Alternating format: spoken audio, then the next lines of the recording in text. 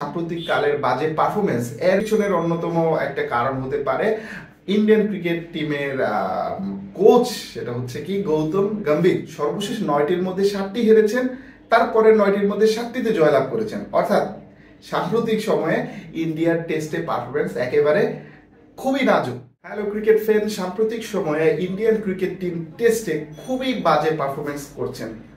সর্বশেষ 9টি টেস্টের মধ্যে তারা মাত্র একটি টেস্টে জয়লাভ করে, তার চেয়েও দুঃখের বিষয় হলো তারা 7টি টেস্টে পরাজয়ের শিকার হওয়ার আর কি। অর্থাৎ 9টির মধ্যে 7টি হেরেছেন, একটি জয়লাভ করেছেন, একটি বৃষ্টির কারণে পরিত্যক্ত হয়ে যায়।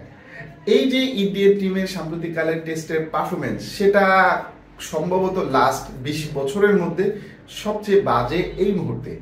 তাহলে ঠিক কি কারণে ইন্ডিয়ান ক্রিকেট টিম টেস্টে ভালো করতে পারছে না?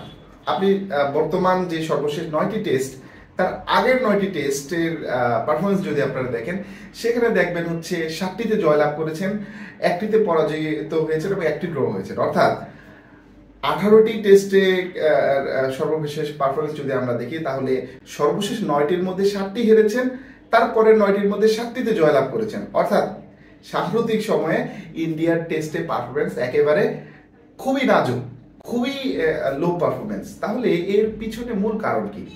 এবং এই বাজে পারফরমেন্সের কারণেই কিন্তু রোহিত শর্মাকে আসলে অবসর নিতে বাধ্যই হতে হয়েছিল, এবং তারপরে দেখা গেল বিরাট কোহলিও আসলে অবসর নিয়ে ফেললেন। যদিও বিরাট কোহলির পারফরমেন্স খুব ভালোই ছিল, বাট এই বিগত 8টি টেস্টে কিন্তু রোহিত শর্মার পারফরমেন্স খুবই বিলো অ্যাভারেজ। সে যাই হোক, এছাড়াও ইন্ডিয়ার এই যে সাম্প্রতিক কালের বাজে পারফরমেন্স, এর পিছনে অন্যতম একটি কারণ হিসেবে দর্শকরা উল্লেখ করছেন, অর্থাৎ ক্রিকেট প্রেমী যারা, তারা উল্লেখ করছেন এর পিছনের অন্যতম একটা কারণ হতে পারে ইন্ডিয়ান ক্রিকেট টিমের কোচ, সেটা হচ্ছে কি গৌতম গম্ভীর।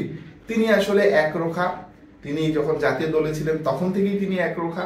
সেই একরোখা মেজাজটাই ধরে রেখেছেন কোচিং প্যানেলে এসেও, যে কারণে অভিজ্ঞ প্লেয়াররা স্বাচ্ছন্দ্যে খেলতে পারছেন না, এবং তারই কারণে ক্রিকেটে টিমের মধ্যে প্লেয়ারদের মধ্যে বন্ডিং এর ঘাটতি দেখা যাচ্ছে। সে কারণেই কিনা এই বাজে পারফরমেন্স বা নাজুক পারফরমেন্স, সেটাকে একটি অন্যতম কারণ হিসেবে উল্লেখ করা হচ্ছে। এছাড়াও অনেক বেশি টি-20 খেলার প্রবণতা, বিশেষ করে আইপিএল বা অনেক বেশি ওডিআই খেলার প্রবণতা, এর কারণেও কিনা এর প্রভাব পড়ছে টেস্টে, সেটাও একটা উল্লেখযোগ্য কারণ হিসেবে অনেকেই মনে করছেন। এছাড়াও আরো বেশ কিছু কারণ আপনারা যদি দেখেন, তার মধ্যে পড়বে হচ্ছে আসলে প্লেয়ারদের মেন্টালিটি বা রেস্টের একটা অভাব। দেখুন, সাম্প্রতিককালে আইপিএল শেষ হলো, তার পরপরই কিন্তু এই ম্যাচগুলো হচ্ছে, অর্থাৎ ইন্ডিয়ান প্লেয়ারদের ওয়ার্কলোড বেশি হয়ে যাচ্ছে, যার কারণে তারা কনসেন্ট্রেশন করতে সম্ভবত পারছে না। এটাও একটা অন্যতম কারণ হিসেবে ক্রিকেট বোদ্ধারা মনে করছেন। সে যাই হোক, সাম্প্রতিক যে ইন্ডিয়ার পারফরমেন্স, এটা খুবই নাজুক, বিশেষ করে যখন নিজেদের দেশের মাটিতে নিউজিল্যান্ডের কাছে 3-0-তে হোয়াইট ওয়াশ হন। এইটা সবচেয়ে বাজে দেখা যাচ্ছে।